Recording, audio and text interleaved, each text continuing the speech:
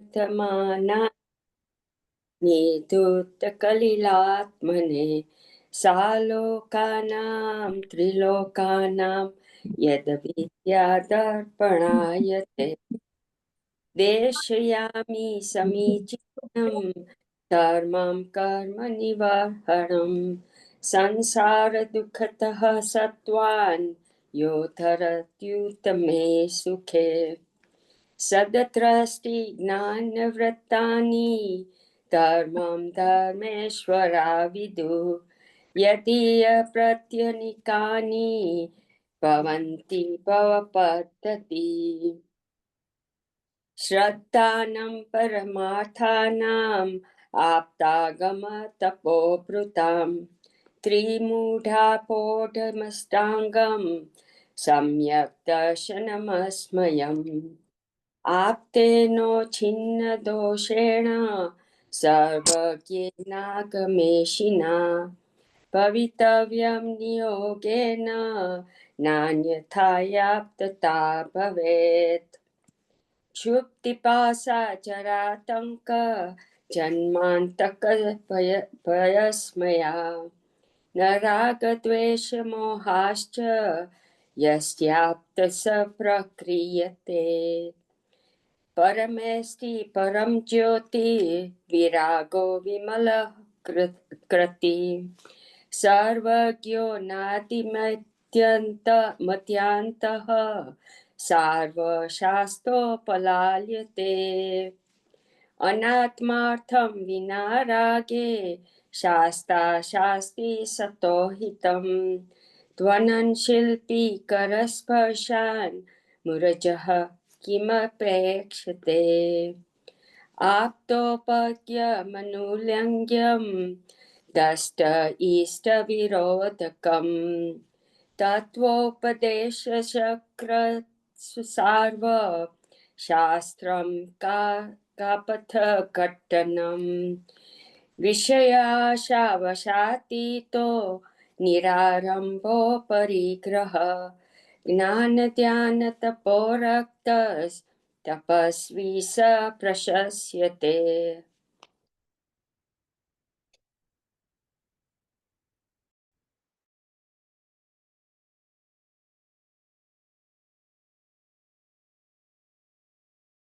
मेरे पास बुक नहीं है और कुछ नहीं।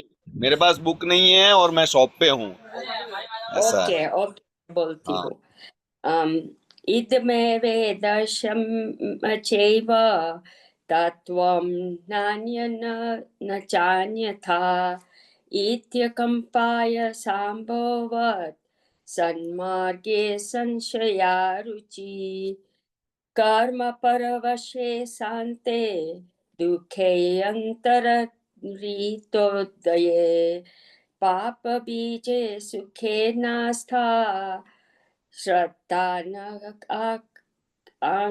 क्षणा स्मृता स्वभावतो शुचौ काये रत्नत्रयपवित्रते निर्जुगुप्सा गुणप्रीतिर्मता निर्विचिकित्सता का पथे पथिक दुःखानां का जय पथस्य जनार्दन।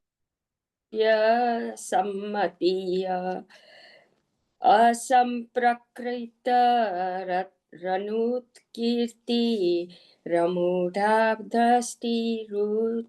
रुच्यते स्वयं शुद्धस्य मार्गस्य बालाशक्तजनाश्रयां वाच्यता यत् प्रमार्जनी जन्ति तर्वद्वदन्त्युपगुहनमा दर्शनयाचरणा त्वापि चलता धर्मवत्सल्ये प्रत्यवस्थानस्थापनं प्राज्ञे स्थितीकरणमुच्यते स्वयुज्यान् प्रति सद्भाव स्थानाथापेतकेतवा प्रतिप्रतीर्यथायोग्यं वात्सल्यम् अभिलप्यते अज्ञानतिमिरव्याप्ति महाकृत्य यथा यथं जिनशासनमाहात्म्ये प्रकाशः स्यात् प्रभावना तावदयञ्जनचोरोऽङ्गे ततो अनन्तमती स्मृता उदायनस्तृतीयेऽपि तुरीये रेवती मता ततो जिनेन्द्रभक्तोऽन्यो वारीषेण ततः परः विष्णुश्च व्रजनामा च शेष्यो लक्ष्यता गताः।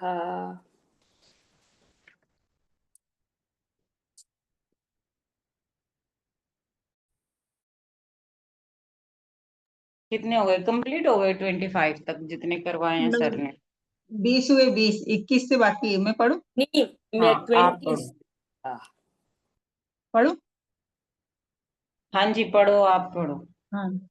नागहीनं मलं छेतुं दर्शनं जन्म संसितं न हि मंत्रोक्षरन्यूनो निहन्ति विश्ववेदनाम् आपगा सागर स्नानमुच्य सिक्तस्मनां गिरिपातो अग्निपातश्च लोकमूढ निगद्यति।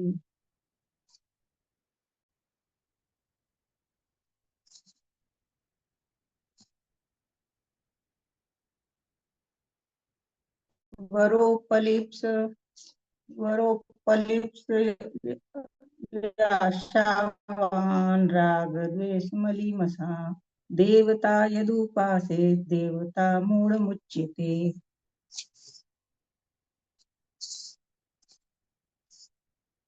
प्रग्रन्थारम्भ हिंसानां संसारवर्तवर्तिनां पाखण्डीनां पुरस्कारो गेयं पाखण्डी मोहनम् ज्ञानं पूजा कुलं जातिं बलं मृद्धिं तपो वपुः। ज्ञानं पूजा कुलं जातिं बलं वृद्धि वपो वपुः तपो वपुः अष्टावासित्यमानित्वं मय माहुर्गतमस्मया। हो गया 25 का।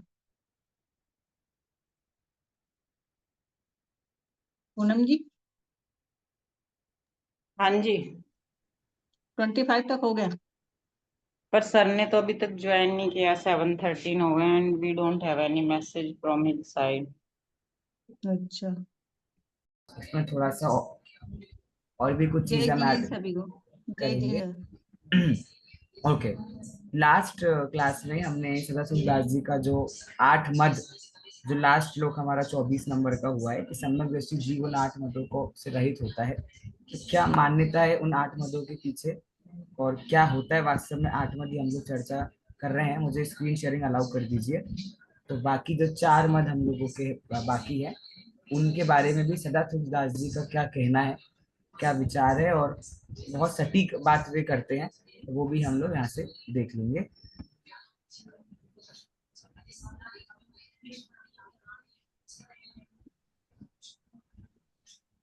पूजा मद, कुल मद और जाति मद, ये तो हमारे हो गए हैं। बल मद भी हो गया है ना कि नहीं हुआ है? नहीं हुआ है। अच्छा, ये मतलब इसके पहले तक हो गया है ना? जाति मद तक हो गया है, बल मद से आज हमको चालू करना है। ओके, ठीक है। 4 मद की चर्चा के बाद अब सम्यक दृष्टि जीव बल के बारे में क्या विचार करता है, उसके क्या विचार होते हैं, ये हम अभी देख रहे हैं। देखिए क्या है यहाँ पर लिखा, सम्यक दृष्टि के बल का मद भी नहीं होता है। भी क्यों लगाया? क्योंकि इसके पहले जो हमने अभी इतने सारे मद पढ़े हैं वो भी, उनमें से भी कोई सा मद नहीं होता है तो ऑब्वियस सी बात है कि उनको बल मद भी होगा नहीं। ऐसा डिस्काउंट ऑफर तो है नहीं कि कुछ कुछ मद हो जाएंगे, कुछ कुछ नहीं होंगे। अच्छा, बल मद होता क्या है वो हम भी देख लेते हैं। सम्यक दृष्टि विचार करता है, मैं आत्मा अनंत बल का धारी हूँ। अब यहाँ पर एक सेकंड रुक जाना। मेरा प्रश्न है, अगर वो इसी बात का मत करने लगे कि भाई मैं आत्मा हूँ, अनंत बल का धारी हूँ, तो फिर वो बल मद नहीं कहलाएगा क्या? अगर उसे सिर्फ इस बात का मत है कि अनंत गुणों का गो डाउन भगवान आत्मा, ये दादा की लाइन है ना, अनंत गुणों का गो डाउन भगवान आत्मा, तो अनंत गुण है मेरे अंदर, इस बात का ये मत कर ले। गुरुदेव की लाइन है। हाँ, गो डाउन शब्द गुरुदेव यूज करते हैं। और इसको जब दादा ने जब इसके बारे में सप्तशतक, अगर आपको कृति पता हो, वो हाँ, लिखी है, तो उसमें वो दादा ने इसको पद्य रचना दी है कि अनंत गुणों का गो डाउन भगवान आत्मा, राइट, जो गुरुदेव से इंस्पायर्ड है। इसमें मेरा ये कहना है कि आत्मा का जो बल है, आप बोल रहे हैं आत्मा बल, अनंत बल, वो तो सभी जीवों के पास है, समान है, तो उसमें हाँ फिर मत कहाँ से हुआ? हाँ, शाबाश, ये एक सटीक उत्तर मैं सुनना था। ये तर्क अगर आप दोगे कि भैया आत्मा में अनंत बल है, तो फिर जगत में जितने लोग हैं वो सब आत्मा है, इन सबके पास अनंत बल है, कम ज्यादा तो है नहीं। तो फिर तो वो मद होगा ही नहीं। मद मतलब आप तो दूसरों को नीचा दिखाते हो, तो इसमें तो ये चीज संभव है नहीं। किंतु कर्म रूपी मेरे प्रबल बैरी न मेरा बल नष्ट करके बल रहित एक इंद्रिय विकलित आदि में मेरा संपूर्ण बल आच्छादित करके मेरी मेरी ऐसी बल रहित दशा है सर, स्क्रीन कि, को थोड़ा बड़ा कर दीजिए। हाँ, अब यहाँ पर देखो ये क्या कर रहे हैं। इनने बोला, कर्म रूपी मेरे प्रबल बैरी, हम सरसुदास जी कर्मों को बोल रहे हैं अपना बैरी, अपना दुश्मन। तो कर्म रूपी जो बैरी है वो मेरा बल नष्ट करके, अभी अगर कोई जीव ऐसा है जो अभी जिस दशा में अभी है, मानो वो व्हाट डू वी से, अभी वो बहुत अच्छा खासा उसका घर है, अच्छा खासा उसमें धन की अब बल मतलब सिर्फ शारीरिक मदद नहीं लेना, आप फाइनेंशियली भी कंडीशन ले सकते हो। हालांकि वो धन मद में हमने काफी उसकी चर्चा कर ली ऐश्वर्य आदि की, फिर भी आप यहाँ पर सभी प्रकार का मद ले सकते हो, कोई भी बल हो सकता है। तो हम कह रहे हैं कि एक तो पहली बात, अनंत गुणों का बल आपके अंदर है और सभी जीवों में बल है, तो आपका मद करने का कोई मतलब है नहीं, पहली बात तो ये है। दूसरी बात क्या बोल रहे हैं यहाँ पर कि मेरे कर्म रूपी शत्रु ऐसे शत्रु हैं कि करेंट सिचुएशन में अगर आप किसी चीज पे गर्व कर भी रहे हो, बहुत है कि भैया मेरे पास ये है वो है, तो एक सेकंड लगेगा उनको आपको एक इंद्रिय बनाने में या विकलित्र आदि में डालें। विकलित्र मतलब क्या? 2 इंद्रिय से 4 इंद्रिय है तक। ना? तो दो इंद्रिय, तीन इंद्रिय, चार इंद्रिय। कर्मों का ऐसा प्रबल उछाड़ आएगा कि अभी आपको जो आपके हाथ पैर सही सलामत है, पैसा है, घर है, शक्ति है शरीर में, एक सेकंड में उन सबका क्या होगा, तुरंत उन सबका नाश हो जाएगा। ऐसा कर्मों का पलटवार होगा। वो क्या करेगा कर्म, मेरा संपूर्ण बल आच्छादित करके मेरी ऐसी बल रहित दशा की है जहां मैं जगत की ठोकरों से कुचला गया। सेम वही तर्क है जिसके पहले बोला था ना आपको जाति मत में, कि अगर आपको अपनी जाति का बहुत घमंड है तो कितनी बार तू शूकर बनाए, कितनी बार तू निगोदिया बनाए, कितनी बार तू नीच जाति में पैदा हुआ है, तो अभी क्यों गर्व कर रहे हैं? सेम तर्क यहाँ पर दिया है। अगर तुम अभी अपने वर्तमान स्थिति को देख करके बहुत ज्यादा खुश हो भैया मेरे पास तो ये वो है, तो कितनी बार तो तुमको कुचला गया, कितनी बार आपको छिछड़ा गया। अच्छा, टोडामल जी का नाम सुना है आपने? आप में से किसको लगता है कि वो टोडामल जी ज्यादा महान है? बताओ, आप में से मेरे किसको को लगता लगता है? है सर, क्यों? उनका जो क्या कहते हैं मोक्ष मार्ग प्रकाशक जी पढ़ा है ना मैंने, हम्म, उसमें मतलब उन्होंने जो लिखा है ना, वो लिख के मुझे ऐसा अद्भुत लगा ना कि पता नहीं कितने ग्रंथों का स्वाध्याय उन्होंने किया होगा। उनका शोभशम अद्भुत था। एक अच्छा, बारी पढ़ो, 2 बारी पढ़ो, ऐसा लगता है कि ठीक है, जितनी बार समुद्र में गोता लगाओ ना, उतने मोती नई नई बार निकल के आते हाँ, हैं। तो उस ग्रंथ के बेस पे मुझे लगता है कि अद्भुत थे उनको, ठीक है। मतलब। तो मतलब काफी अच्छे अच्छे खासे उनकी लेखन शैली शक्ति उनमें अधिक थी। क्वेश्चन मेरा ये है कि क्या उनको नहीं कुचला गया? कुचला गया। क्या उनकी जान हाथी के नहीं पैर गई? के नीचे। वही। है ना? कुचला गया ना? तो जब इतने महान पुरुष जगत में जो ऐसे क्रांतिकारी कार्य करते हैं, कहाँ एक इंद्रिय की बात करें और 2 इंद्रिय 3 इंद्रिय की बात करें, आप तो अभी करंट सिचुएशन को देख लो ना। अभी के हम रमल जी का अभी का मनुष्य गति में एग्जाम्पल ले रहे हैं। जब इतने महान क्रांतिकारी पंडित को नहीं छोड़ा तो हम किस खेत का वो है? और हमें क्या है? बल है, बल का मद है। किसी वीरांतराय कर्म का कुछ क्षयोक्षम पाकर के इस मनुष्य शरीर में युवा अवस्था में आहार के आश्रय से कुछ बल का उघाड़ हुआ है, तो ये तर्क इतना दे रहे कि भैया तुम्हारे पास अगर अच्छा बल भी है तो वो आपके वीरांतराय कर्म का क्षयोक्षम है। समझ रहे हो ना? तो वीरांतराय कर्म आपका ऐसा है कि शरीर अच्छा खासा हष्ट पुष्ट हो गया है। आप देखते होंगे कुछ आजकल लोग ट्रांसफॉर्मेशन करते हैं, अभी पहले इतने पतले से थे, अब उनमें इतनी शक्ति आ गई, अब ऐसा है वैसे ही, कहाँ से हो रहा है? तो ये कर्मों का उघाड़ है।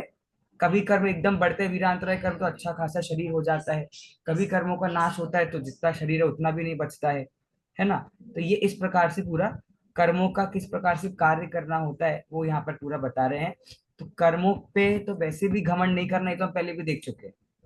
ठीक है, कर्मों का जिन्हें खुद का कोई भरोसा नहीं है उनके भरोसे पे हमको बल करना ये तो सर्वथा निषेध है। चलिए, बल मत में ऐसा कुछ ज्यादा खास है नहीं। अब रिद्धि मत को हम देख लेते हैं। रिद्धि मत मतलब, रिद्धि मतलब धन संपत्ति। मंत्र को सिद्ध करना संपत्ति, रहता है वैभव। रिद्धि। ठीक है। जैसे 64 रिद्धि है ना, तो इसमें केवल ज्ञान, अच्छी, केवल ज्ञान का मत हो सकता है क्या? नहीं केवल तो काय का केवल ज्ञान अगर उसमें वो हो गया तो केवल ज्ञानी किसी काम का नहीं रहा बेचारा, उसमें उसको मत कर लिया तो ठीक है, देखते ज्ञानी हैं। आप हाँ, तो इसका देखते हैं क्या विवेचन किया है पंडित जी ने। ज्ञानी को रिद्धि, रिद्धि अर्थात रिद्धि का मतलब बता रहे हैं धन संपत्ति। क्या नाम बताया उन्होंने रिद्धि का यहाँ पर? धन संपत्ति पाने का गर्व नहीं होता है। एक बहुत अच्छी बात यहाँ पर ये है, उनने सम्यक दृष्टि शब्द नहीं लिखा है, आगे अगली लाइन में सम्यक दृष्टि शब्द लिखा है, यहाँ उन्होंने लिखा है ज्ञानी। क्या मतलब हुआ इस बात का? ज्ञानी ज्ञानी भी सम्यक सम्यक दृष्टि दृष्टि को है। ही कहते हैं। अच्छा हाँ, ठीक है, इसके अलावा कोई और एंगल लगा सकते हो आप? मैं चाह रहा हूँ कोई और एंगल लगाओ। वो तो ठीक है आपकी बात, अलग एंगल किसके ये है ज्ञान? कि अगर कोई जो क्षयोक्षम ज्ञान, रिद्धियां प्राप्त होती है वो ज्ञानी को ही प्राप्त होती है ना, अज्ञानी को थोड़ी होती है। यहाँ तो रिद्धि मतलब धन संपत्ति लिया ना हमने, धन संपत्ति तो हाँ अज्ञानी को ही प्राप्त हो हाँ। जाता है। मीना जी कुछ कह रहे थे। मैंने बोला कि जिसके पास ज्ञान है वो ज्ञानी है। हाँ, देखिए क्या है, यहाँ से अगर हम क्षयोक्षम ज्ञानी जीव का भी ग्रहण करें, जिसको थोड़ा बहुत भी जगत का ज्ञान है, तो अच्छा सच्चा ज्ञानी वही होता है जो कभी पैसे के पीछे नहीं भागता। अच्छा खासा कोई प्रकांड विद्वान, लेकिन वो भी अभी 10 लक्ष परवा रहे, वो देख रहे मुझे कहाँ ज्यादा बड़ा लिफाफा मिलेगा वहां चले जाऊं, तो वो ज्ञानी नहीं है ना? ज्ञानी मतलब एक समझदार व्यक्ति, एक अध्ययनशील व्यक्ति जिसको थोड़ा समझ है, ऐसे ज्ञानी व्यक्ति की बात कर रहे हैं जगत में। वह व्यक्ति कभी भी अपने धन संपत्ति का गर्व नहीं करेगा। अब अगली लाइन में उन्होंने सम्यक दृष्टि की बात खड़ी करी है। सम्यक दृष्टि तो धन आदि के परिग्रह को ये है इंपॉर्टेंट, महाभार, बुरा नहीं बोला। क्या होता है, कई बार कुछ चीजें होती है जो बुरी होती हैं, मतलब हमको लगता है बुरी है पर हमें करना पड़ता है। जैसे एक माँ है, उसे बच्चे को डांटना पड़ता है, मारना पड़ता है, तो बुरी चीज है ना वो, लेकिन बच्चे को सुधारने के लिए मारना पड़ता है, राइट? तो कई बार बुरे कार्य तो ऐसे होते हैं जो हम नहीं चाहते पर हमें करना पड़ता है। लेकिन यहाँ पर इसलिए उन्होंने बुरे शब्द का प्रयोग नहीं करने के बजाय किस शब्द का प्रयोग किया है? महाभार। क्या मतलब हुआ महाभार का? आप अपने सर पे 200-300 किलो का भार लेके चल सकते हो ना? अपनी शक्ति से ज्यादा भार उठाना वो महाभार आकुलता होता है। बढ़ती है, परिग्रह करना यानी परिग्रह कि से आकुलता राग बढ़ेगी द्वेष, तो वो हाँ, तो इसलिए उन्होंने, पंडित जी ने बहुत सोच समझ के यहाँ पर महाभार शब्द का प्रयोग किया कि इस परिग्रह को, वो तो क्या मानते हैं, सम्यदर्शी जीव इस परिग्रह को महाभार मानता है।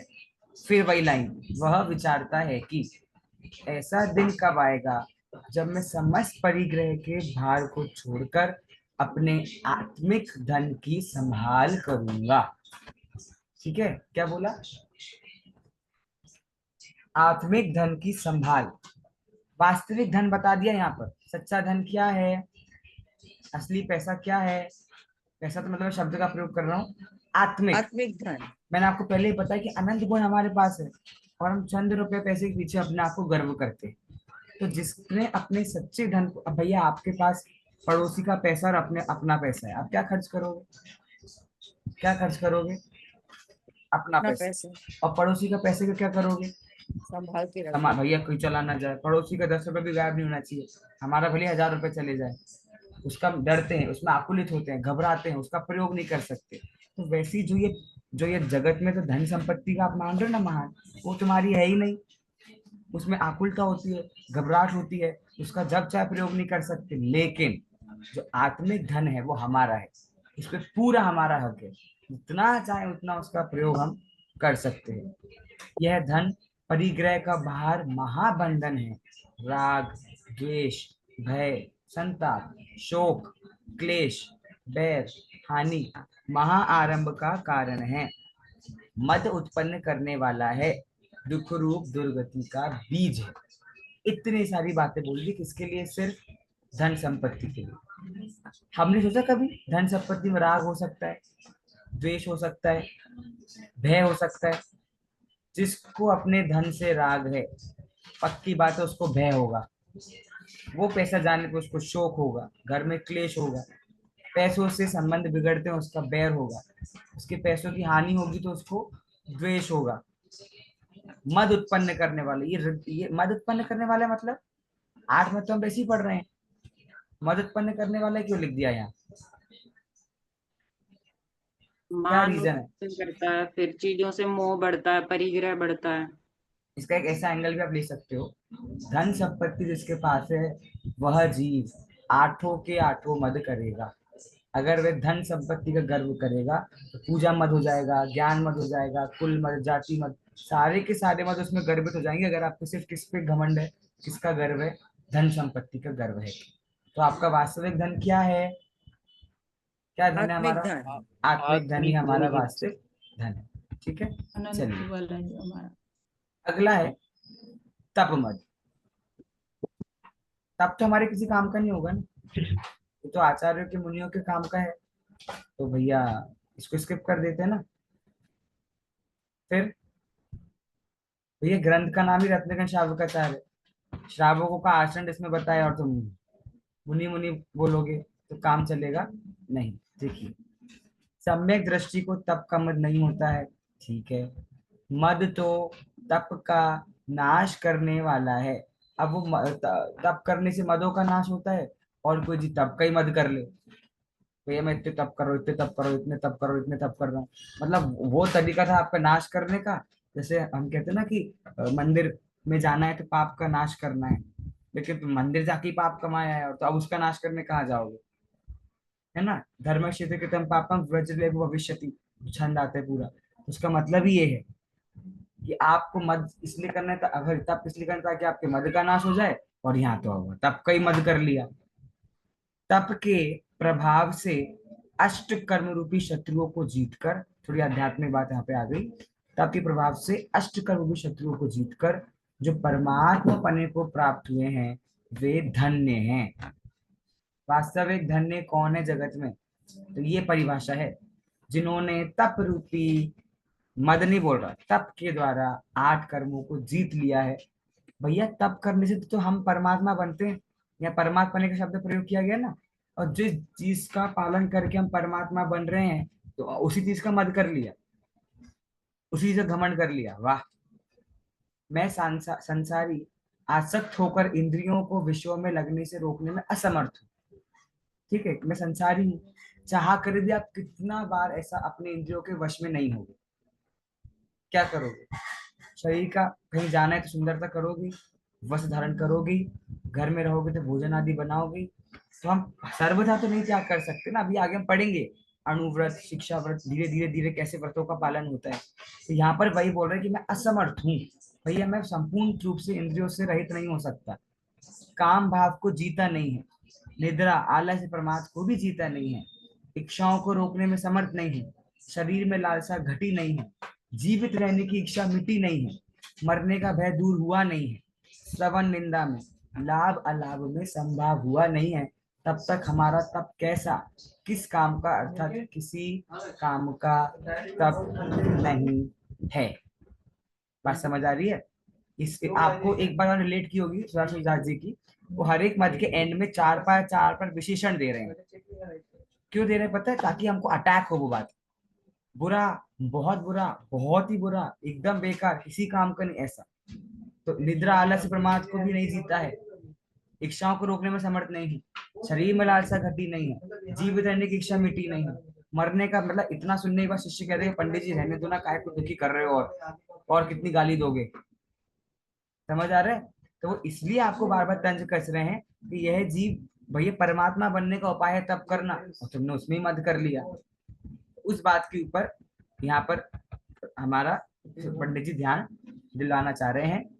अब रूप मद, रूप मद में क्या बोल रहे देखिए, सम्यक दृष्टि को शरीर के रूप का गर्व नहीं होता, ठीक है, क्योंकि वह अपना रूप तो ज्ञान में जानता देखता है। जैसे धन मद में देखा था ना रिद्धि मद में कि धन का कभी गर्व नहीं होता क्योंकि उसका वास्तविक धन तो आत्मीय धन है। वैसे ही समय दृष्टि जीव ये शरीर के रूप को अपना नहीं मानता क्योंकि वो अपना रूप क्या मानता है, ज्ञानमय। हमारा रूप कैसा है, ज्ञानमय, जिसमें सभी पदार्थों का यथार्थ स्वरूप देखा जाता है। अच्छा आपने सुना होगा ना आजकल कौन सी स्किन को सबसे अच्छा बोलते हैं, ग्लास स्किन, मिरर स्किन, एकदम जो चटाक स्किन जो मिरर की तरह हो, कोरियन स्किन कहते हैं जिसको, एकदम क्लीन, है ना। यहाँ पे बोल रहे हैं कि ये ज्ञान में रूप इतना सुंदर है कि इसमें सभी पदार्थों का यथार्थ स्वरूप दिखाई देता है। इससे ज्यादा क्लियर कोई रूप होगा, इससे ज्यादा प्रकाशित करने वाला कोई और रूप होगा क्या? और हम लगे यहाँ वहां की चीजों में। ये चमड़ा में शरीर का रूप मेरा नहीं है, इस देह का रूप क्षण क्षण में विनाशिक है, एक दिन आहार पान नहीं करे तो महाविरूप दिखने लगता है। अच्छा आपका शरीर बहुत सुंदर है ना, शरीर से बहुत प्यारा है, तो मरण के बाद कितने साल तक अपने पास रखोगे? मतलब 50-60 साल तो खूब सेवा करिए इसकी, तो मरने के बाद कम से कम 5-6 साल तो रखो। हाँ नहीं 10 मिनट भी कोई नहीं रखना चाहता। अरे क्यों, रूप है ना, रूप सुंदर रूप बनाया है, इतना सालों साल लगा लगा के चमड़े में शरीर को सुंदर बनाया है, और मृत्यु होती है उसको तो की वैल्यू किसकी है, उस शरीर की नहीं है, उसके अंदर स्थित जो हमारा आत्मीय धन है उस ज्ञान में रूप की वैल्यू है। इस देह का रूप समय समय विनष्टा रहता है, यदि बुढ़ापा आ जाए तो महासुगला, देखो चालू हो गया उनकी शैली, पंडित जी की शैली चालू हो गई। यदि बुढ़ापा आ जाए तो महासुगला, अभद्र, भयकारी दिखने लग जाता है। यदि रोग दरिद्र आ जाए तो किसी के देखने लायक, छूने लायक ही नहीं रह जाता है। इस रूप का गर्व कौन, ज्ञानी, फिर वही बात ज्ञानी, फिर वही बात ज्ञानी। जो समझदार व्यक्ति है वो कभी भी रूप का मत करेगा ही नहीं। हॉस्पिटल जाना किसको किसको पसंद है? आपने जाया करो, हफ्ते में एक आधा बार तो ट्रिप प्लान करो वहां जाने की, अच्छा लगता है ना वहां जाना। क्यों? वास्तविकता पता चल जाती शरीर के अंदर क्या है। एक परत चढ़िए बाहर, कवर चढ़ा है, ये कवर हट जाएगा तो देखना पसंद नहीं करेंगे एक क्षण भी। यह तो एक ही क्षण में अंधा हो जाए, काना हो जाए, कुबड़ा, लूला, ढूंढा, वक्रमुख, वक्रगिव, लंबोदर, विड्ड रूप हो जाए, इसका कौन ठिकाना। यहाँ रूप का गर्व करना बड़ा, देखो बाकी जगह उन्होंने अनर्थ बोला और यहाँ क्या शब्द लगा दिया, बड़ा। अरे एकदम ऐसे कहते हैं एकदम तुच्छ चीज है। शरीर का मत करना है, रूप का मत करना है। शरीर सिद्ध भगवान भक्ति गाते हैं, उनको आदर्श बना रहे हैं और खुद शरीर शरीर की लीपापोती करे जा रहे हैं। बड़ा दोगलापन है जीव का ये तो। एक तरफ सिद्ध भगवान की तरह बनना है शरीर ही, एक तरफ क्या करना है, नहीं भैया हमारा शरीर सुंदर होना चाहिए। तो ये रूप का मद करना बड़ा अनर्थ है, ठीक है। चलिए हो गया, सारे 8 मद हो गए कंप्लीट।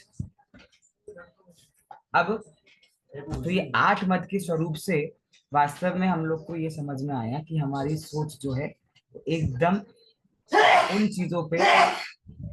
चीजों की ओर आकर्षित हो रही है जो चीज ना मेरी कभी थी ना कभी मेरी होगी।